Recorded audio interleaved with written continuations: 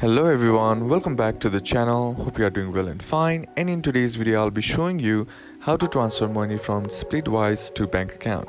So without wasting any time, let's just jump right on the video and make sure to watch this video till the end and follow the steps as well. Now the first thing that you need to do is head over and open up your SplitWise app.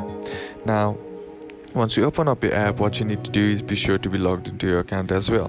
Now once you're logged into your account, here in order to transfer money from SplitWise to bank account, there is no specific option available as you cannot link SplitWise to a bank account as it does not support cash transactions. SplitWise only keeps track of expenditure and IOU debts. So what you can do is just simply tap on the French option on the bottom left corner of the screen, and then you can just simply tap on the contact that you want to settle up. So once on tapping that, there you'll be getting an option to on red button saying settle up. Simply tap on that, and all you gotta do is enter in the amount and then tap on save, and that's basically how to do it. And that's it for today's video, guys. Hope this video was useful to you. Leave a like if it did, comment down below what the next video should be on, consider subbing to the channel. Thanks for watching.